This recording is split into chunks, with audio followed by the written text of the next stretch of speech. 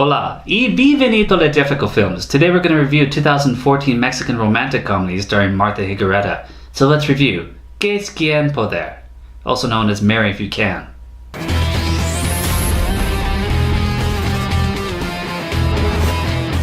This movie starts out with Martha, who's playing Anna, and she wakes up to her phone that goes off telling her it's 8 days away from her wedding. Her sister Daniela, who's actually played by her real-life sister, Miriam, is off to an American Idol audition. In her defense though, you should never sing Twinkle Twinkle Little Star.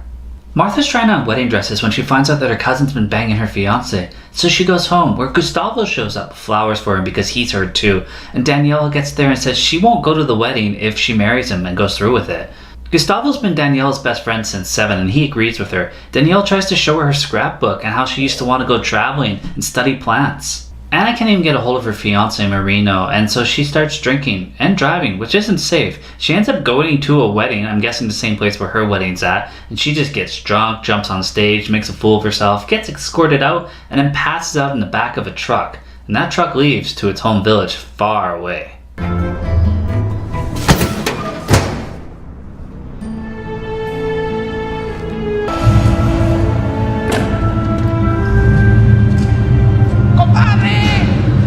Marino is having his bachelor party and that slut cousin shows up and says that Anna knows. She also says that she loves him, but he just wants her to be a side bitch. He still plans on going through with the wedding, and he sends her off in the boat she came in on. Daniela tags along with Gustavo for the weekend to his parents' place because it's his dad's birthday. And when they get there in the kitchen, the sisters and the mother are making fun of him because they know who Daniela is, and they know that he's never had a girlfriend around, and they think that he's gay. So Daniela makes out with him. He doesn't sell it rather convincingly, but she does. And so then they go and they hang out in their bedroom and he sleeps on the floor, but she tells him that he has to make up some story, some romantic tale of how they started dating. Martha wakes up in a village getting her feet tickled by children and she's freaked out, and a woman comes out asking her husband, who the hell is this? That's a good question, Donovan.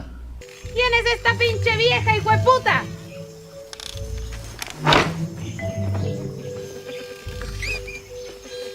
¿A dónde, hijueputa? Back at Gustavo's, his dad is very happy to find out his son has a girlfriend because he thought he was gay too. He really wants his name to get carried on through children. Also, there's a very awkward talk how the Méndez name is very well endowed, and they have this in front of all the women. Donovan decides to drive Anna into town, but his truck breaks down, so he has to leave and go find a friend. She decides to stay there and rolls up the window because the bugs are driving her nuts, and everything drives her nuts, so she gets the hell out of there and starts wandering the jungle in her wedding dress. It starts to pour rain and she slips and falls into this pool of water where she meets a donkey.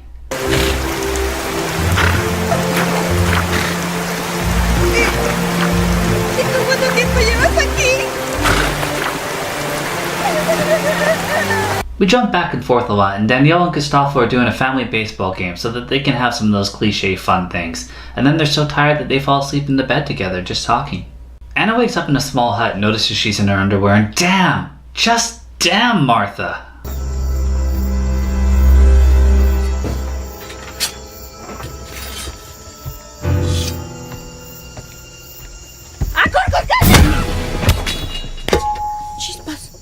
Very paranoid, and why wouldn't you be if you woke up in your underwear, she attacks Erik, and he explains that he rescued her from the swamp, and he hung her dress up to dry because it was soaked. And he gives her a shirt. She asks if he has a car because she wants to get back into town, and he points outside, and we see the donkey. She freaks out about a spider that night, and I don't blame her. The spider's huge and she's not even wearing pants. How do you defend yourself if you're not wearing pants? You're just open to attack. She also mentions that she's getting married that weekend. Erik, the next day we find out, is really liked by the village and the children there, and they go walking off and she starts complaining about her heels, so he breaks the heels off. Problem solved in my opinion. And then she starts talking about her life story and her sister, and he asks if they could just listen to the birds.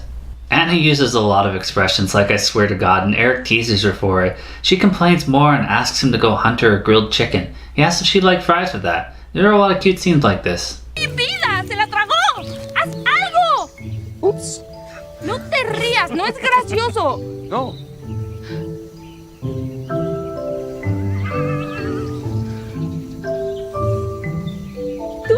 And I know it's funny that the donkey eats her phone, but that can't be good for the donkey.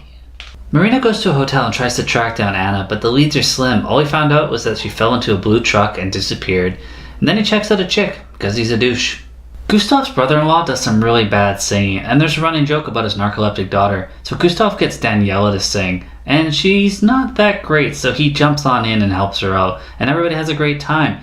You probably shouldn't have told everybody she's a singer, but you know what? When he puts confidence in her, she does sing better. Gustavo and Daniela have fun throughout the day, and he tells her about a script that he's working on because he's big into filming and video editing and that. And it's about a guy who wants to tell his friend that he's been in love with her for a long time.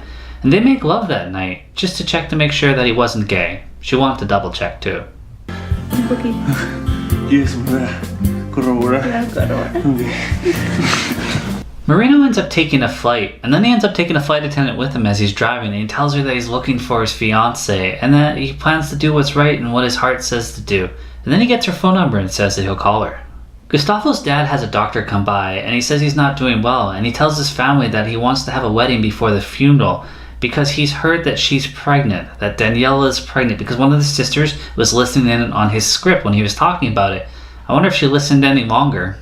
This is some awkward romantic comedy pressure that you really could have just explained away, but don't. Gustavo's then looking at a ring that's been in the family for a long time, and he goes out and he finds Danny trying to escape and get the hell out of there, which was a good idea.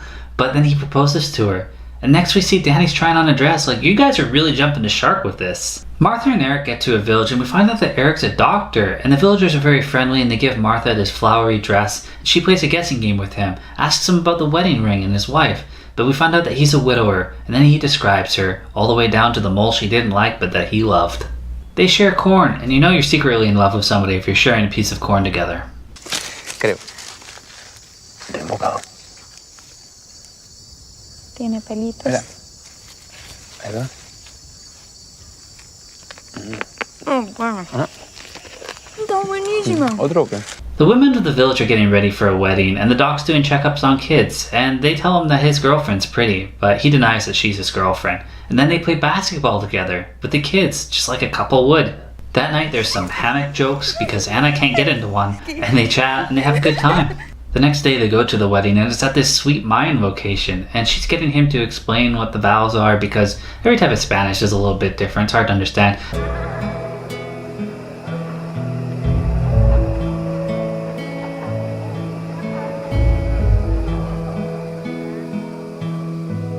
There's some after-wedding dancing, another great way to fall in love, and he promises the next day he'll take her into town, and a truck comes by and he puts her on her, and they have a moment, and they say goodbye. But he has to get going because Kiki's sick, and he's got to get back to the village.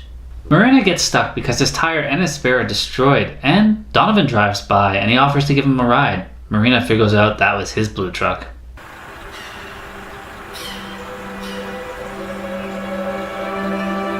Anna gets out of the truck and runs back to the village to find out what was wrong with Kiki. He was one of the children that was nice to her, and we find out that he ate some yucca leaves, and that he's very sick.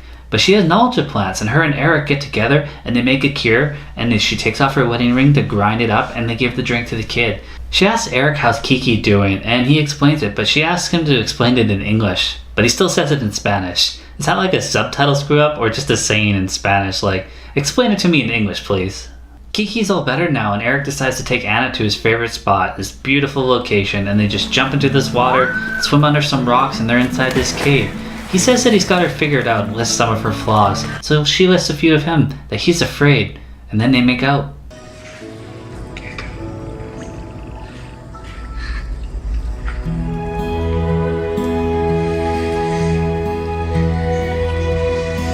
Back at Gustavo's place, one of his sisters pulls out an old tape of his and puts it in. They all sit there with Danny and they watch it. And it's all about how he's in love with Anna and has been for a really long time. Danny gives Gustavo the ring back and says that she's been in love with him ever since she was 7 years old. And then she leaves. And Gustavo's dad tells him that he was faking being sick to get a child out of him. Tells him to go after her. Marino shows up when Anna and Erik are getting out of the water. And he says he wants to fight for them and not just give up on them just because they both made mistakes. He's a real smooth talker, and for some stupid reason she goes back with him. At a truck stop she gets out and calls and leaves a confused message for Danny, and then she gets a call from the flight attendant, so that's awkward. She caught him in another lie. The next scene she's literally in a wedding dress, not as nice as the last one, and all the girls are happy for her, but she's having flashbacks of Erik, and she just walks out on the wedding, and she flips off Marino, and all the girls are happy for her more. Flaco. Y le regresas el vestido. Danny gets home to this video being projected on her apartment wall, and she looks out the window to see Gustavo's holding the projector above his head. And it's this video that he's edited all about her because he's been filming her all his life, even when he was a child.